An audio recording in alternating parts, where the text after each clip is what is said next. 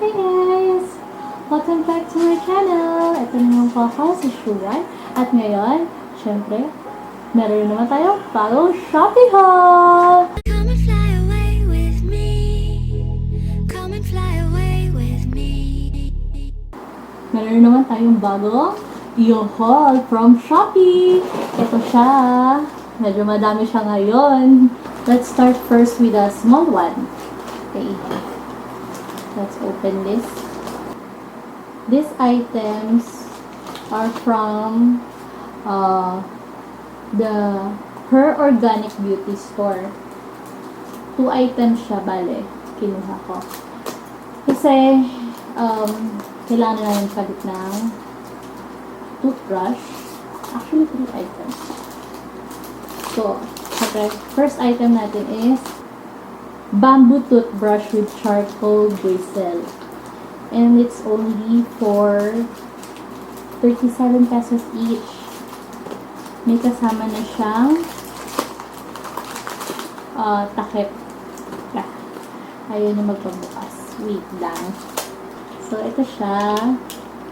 Ayan. You can see. Ang cute niya. What I like about this toothbrush, it's very eco-friendly. Hindi siya made of plastic, of course, except for the takip. Pero you can reuse this. Ay, ang lambot niya. Naka-indicate lang doon sa details niya is medium soft. Pero, pwede na malambot siya. And it's good kasi ako may brace ako. Syempre, actually dapat yung orthodontic na brush yung gagamitin ko, pero this is good. I like it. From now on, ito na lagi yung bibiling ko toothbrush. Maganda siya. So, yes. So, this is 37 pesos. Sabi ko na, oh yes, 37 pesos with the cap. Pag walang cap, mas mura yata siya. Okay. The next item is kakalat tayo. This one, it's a brush cleaner for stainless steel na straw. Yan, stainless steel brush cleaner.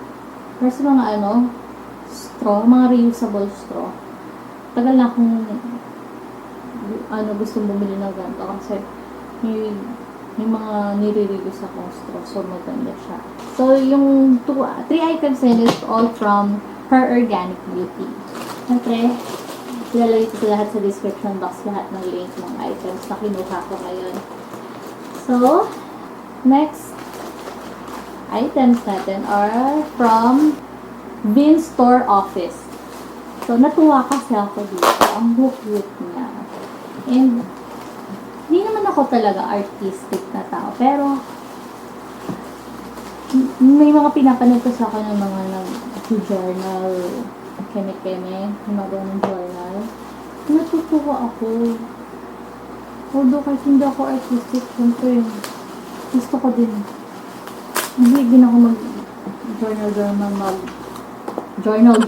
at sketch ng kung ano lang. Anyway, I bought several items from Bean Store Office. Ilang items na ito? 1, 2, 3, 4, 5, 6. 6 items lahat pa. First item natin is a buy one take one na white glue. Wala kasi akong glue. Kailangan ko ng glue. So, binili ko na siya. Kasi 12 pesos lang siya. Diba? 12 pesos. Magkanong Elmer's glue ngayon sa National Bookstore? I don't know. But, it's the same quality lang din naman. So, why not? Buy one, take one na siya. Diba? 12 pesos. Murang-mura. Next is wooden clips. 20 pieces for 29 pesos. Ito. Yes. Ang cute niya. Gusto kasi sakto, meron siyang kasama na string. Pwede kong isabit yung mga ibang pictures na pinaprint ko. And the next one is 12 color highlighter neon pen. Ang cute! And it's only for 35 pesos. Diba? Ang cute niya. And you know why I bought this? because of the next items. 2 items. Well, the first one is, tuwa ako talaga. Gusto ko siya. Ever since nakita ko siya sa isang vlog. So, gusto kong makahanap ng ganitong ano din. Black notebook na 1/4 size. Yan. It's only for 15 pesos. Manipis lang siya. Manipis lang. Ayan lang. Manipis lang siya. So, pero cute lang siya. Pang doodle-doodle. So, tamang-tama tong neon color pen ko for this one. Pwede akong mag-sketch or doodle-doodle lang ko ano-ano. And ito, mas malaki. Same din. Black notebook. Yan. Black notebook siya. Pero malaki. Ano naman to? A5 size. And for 22 pesos. So, ilang leaves siya? Meron siyang 20 leaves. Anyway, may mga lines siya. So, maganda siya pang kung may mga journal kayo, ganun, pwede. Tsaka natuwa ako dito kasi Paris yung design, yung Eiffel Tower. And as you may know, I love Eiffel Tower. Anything, any items na may Eiffel Tower or Eiffel Tower itself, yung mga miniature, madami akong collection yan. Binibili ko agad yan kung may nakita kong ganong items. The last item from this store is the craft notebook. Ito siya. It's a blank notebook with 40 leaves. That's A5 size. Same nung black notebook natin. May isa. 40 leaves siya. And, yan. Ito siya sa loob. Ganyan siya sa loob. Blank lang siya. So, maganda din siya pang bullet journal keme-keme. So, yan. And it's only for 20 pesos. Kaya binili ko siya. And, naka-clearance sale siya actually. So, I don't know kung ba't pini-clearance sale. Usually, di ba, pag clearance sale, pini-face out na. Dahil pala bumili pa ako ng marami. Anyway, so, that's all the items from that store. Wait, sabi muna natin itong ibang items. Let's wait for the big one. Ito siya. And this one is kcdg.ph. Ilang items yung din ito sa ano? 1, 2, 3, 4, 5, 6. 6 items din. Ito, medyo excited din ako dito kasi gusto-gusto ko yung mga items niya. And most of it, pwede ko magamit dito sa bahay. Ang dami naman. Ito naman ako. Ang dami rin naman mga plastic. Hindi ko na naman alam ang gagawin. Mga plastic na yan na hindi naman pwede i-reuse. Ang daming balot! Doble-doble yung balot. 4 na balot! OMG! Oh! May freebie ako. Ay, hulog. Sorry. Okay, first item natin is eto, tuwa lang ako. Kasi, meron akong biniling honey dun sa ka-office mate ko, Ate Au, hi! So, eto, more than a year ago na. Hindi pa rin ubos hanggang ngayon. Nasa lalagyan siya nung may MP Emperador na bottle na 1 liter. Doon siya nakalagay. Is, syempre, pure honey yun. Super lapot. So, ang hirap tanggalin doon ang hirap niyang kunin sa bottle. Kaya, hanggang ngayon, hindi pa rin ubos. So, transfer ko siya doon sa maliliit na mga jars. And, parang natuwa lang ako, parang mas feel ko yung honey pag kinukuha, diba? Yung pang mix ng honey. Ito siya, oh. Ang cute lang niya. Saktong-sakto lang siya kasi maliit lang yung jar ng honey ko. Wait. Pakita ko sa inyo yung jar. So, ito siya. Ito lang yung jar. Tapos, ito yung pang mix ng honey. Diba? Ang cute! Bagay siya. Meron siya, bale, 2 sizes actually available. Ito, 8 cm or 3.15 inches na wooden honey spoon. And it's for 8 pesos. So, natuwa lang ako kasi 8 pesos. Ang cute niya. So, next item natin is ito, magagamit ko to sa may lababo. Ang tawag sa kanya? Ito.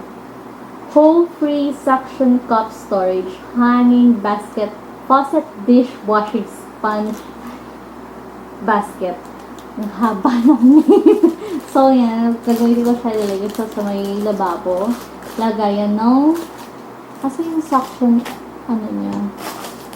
Ito, nasa loob. So, ididikit ko lang siya dun sa tile sa gilid. Sa backsplash yun. Backsplash. Sa may faucet. Para or dun sa may sink mismo, pwede din siya para lagayan ng sponge. So, yan. Tip lang. And it's for 39 pesos. Next one is the Saving Space Creative Home Wall Door Mounted Hanging Shoes Hook Shelf. Ay, bakit ang mahaba yung mga description ng mga product nila? Lalagyan siya ng slippers or shoes. So, yan. Ididikit mo lang siya sa pader. Tapos, ano mo siya. Ito ay for 59 pesos. Yung ano na slipper. Tapos, yung next one is this one. Multifunctional wall-mounted mop holder key hook bathroom camerot. Ang haba ng mga names eh. Ayun, multifunctional kitchen wall mounted mop holder key hook vacuum sweeper. So ano, ano mo lang siya sa pader. Tapos dito mo yung plastic na walis, ganon. Plastic na walis or mop. Yan, holder siya niyan. Kailangan ko siya para dun sa walis ko. Para nakaano na siya dun sa wall. And it's for 29 pesos. Marang muna. Then lastly, last item. Ay, hindi pa pala. Second to the last item. Tuwa ako ito. Kala ko madami siya kasi sabi 100 pieces. Ano siya? Silk flower artificial rose petals. Ilalagay ko dapat sa yung meron kasi ako mga hindi ko mag-recycle ng mga glass bottles ng juice, ganon. Ilalagay ko siya doon para pang display. 100 pieces. Tingnan mo, ito lang siya. Ayan. Ganyan lang siya kadami. Pero 100 pieces parang hindi naman. Anyway, masyado yata siya nakadikit. And it's real silk. Silk, rose petal. Cute lang. Pang ka lang dun. Pwede siya sa mga wedding aisle, dun sa aisle. Yung pwede. Sa halip na totoong petals. Para pwede nyo pa rin i-reuse. Tapos, last item natin is kitchen fruit carving tool, melon baller, spoon, knife, shakes for fruit cutter, fruit carving knife, kitchen utensils tools. Tama. Ang hahaba kasi. Basta yun, pang siya, yung pag sa melon, pang ball, ganun. Tapos ito yung dulo niya, pang carve din. Pang ano ng mga fruits. Cute lang. And it's for, it's 58 pesos. Anyway, so that's it. Oh, siya pala, meron siyang free. Tawag ko para saan to. This one, I don't know what is this for. Free nila. Free nung KCDGPH. Pang ata to? Parang cable tie. Hindi. Ganon. Parang ganon. Anyway, that's it. That's all the items. Anyway, thanks guys for watching and don't forget to subscribe na din. Thanks guys and see you next time. Bye!